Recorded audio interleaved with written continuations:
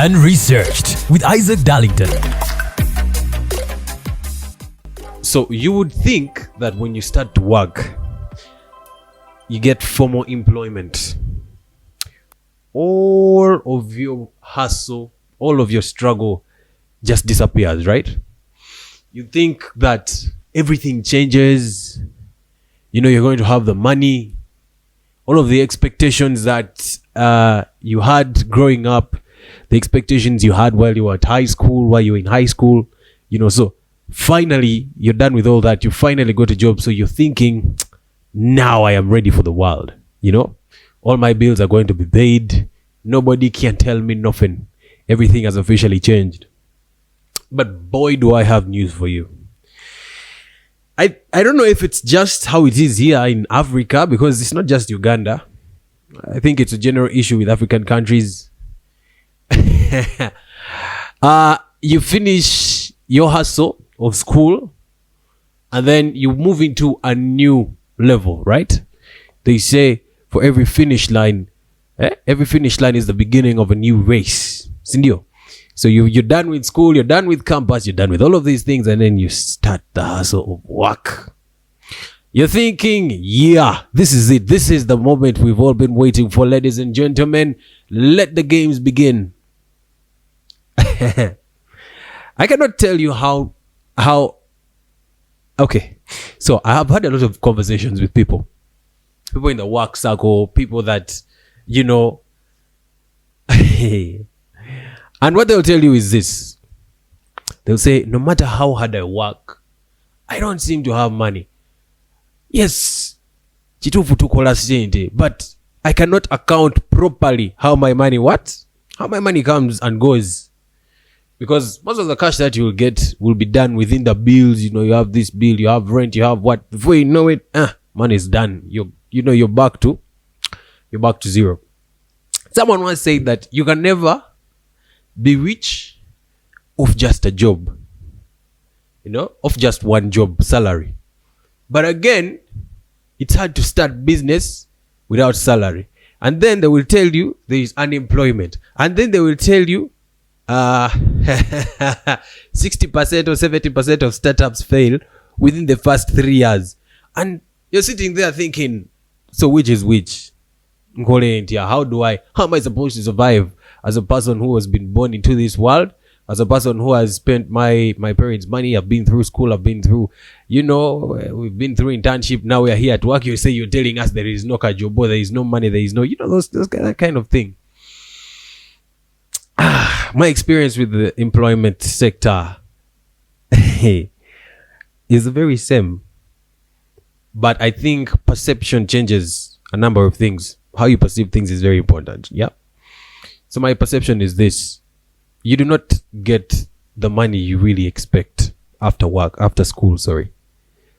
And most times the money we are working for can never or will never be enough.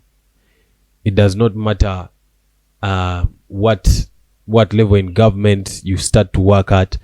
It does not matter what it's therefore should not shock you to see that we have leaders, people who are earning over 30M, and they will still want to get this crazy other amounts of money. You understand?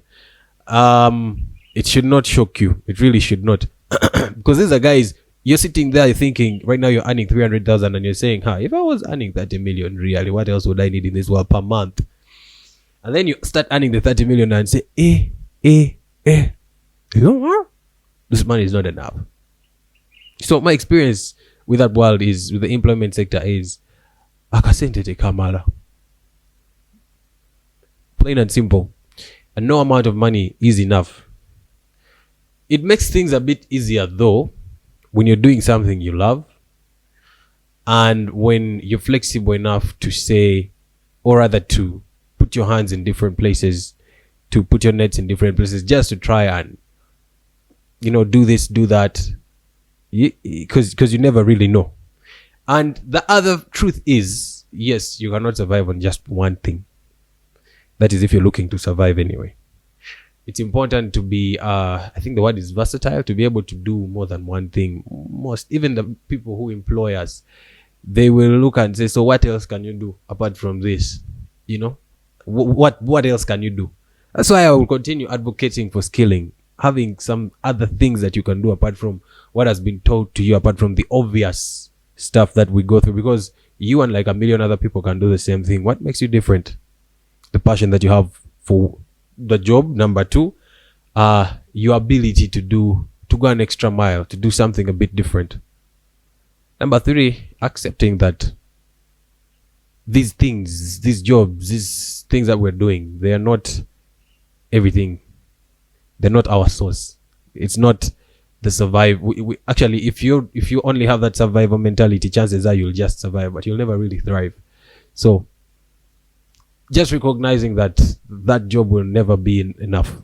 It is a source of skilling. It's a source of what you build your CV, you build your experience. Very important. But then it should not be all. Think bigger. Have a vision. Not just ambition. Ambition is beautiful, but have a vision. A vision is slightly different from ambition. Ambition will drive you to sometimes do things which are a bit offish. You're doing this, you're stepping on everybody's toes, you don't care who you hurt.